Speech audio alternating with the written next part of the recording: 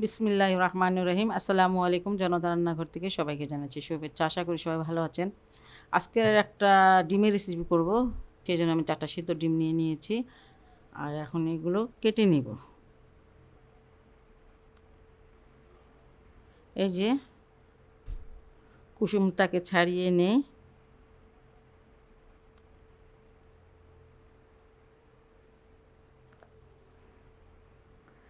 ডিমগুলোকে এইভাবে চপ করে নিব।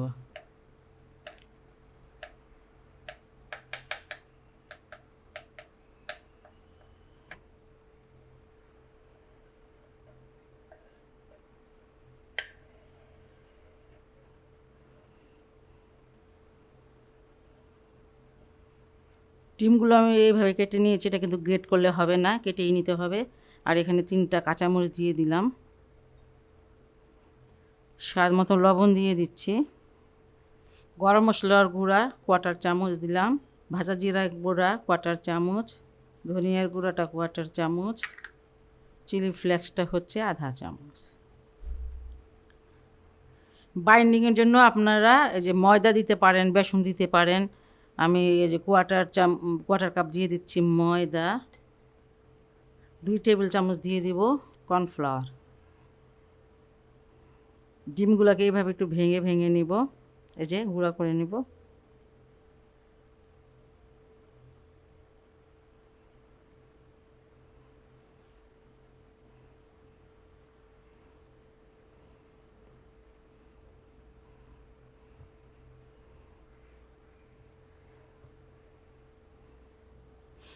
এক চামচ দিয়ে দিচ্ছি সস, টমেটোর সস। এটা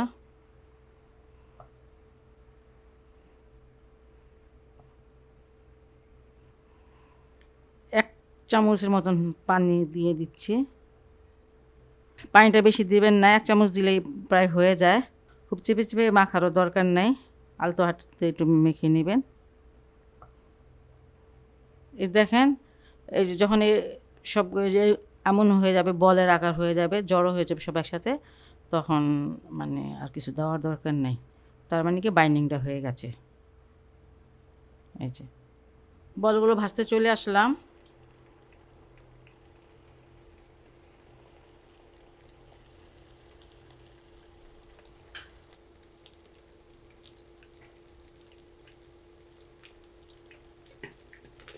উল্টে পাল্টে এটা আমি সুন্দর একটা কালার নিয়ে এসেছি। আপনারা এইভাবে ভেজে নেবেন। 5-6 মিনিট লাগতে পারে। ডিমের বলগুলো আমি বাগার দিতে চলে আসলাম। আর এখানে প্যানে 1 চামচের মতন তেল দিয়েছি। আর এখানে 5-6 কোয়া দেশি রসুন, ওগুলো কুচি করে কাটা আছে, সেটা দিয়ে দিলাম। আর এই জিনিসটি স্পাইসি হয়, স্পাইসি হলেই ভালো লাগে। 3টা দিয়ে দিলাম শুকনো মরিচ।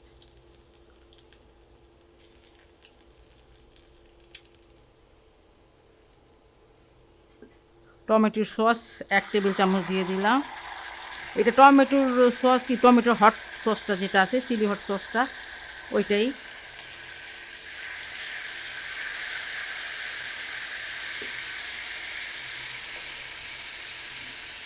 এবার বলগুলো দিয়ে দিব।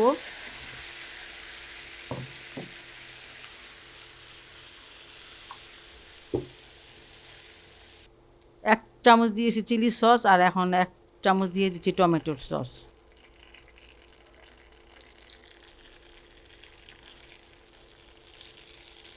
আরেকটা কথা, মানে এটা ভাজার সময় একটু সাবধানে ভাজতে হয়, অনেক সময় কিন্তু ফুটে।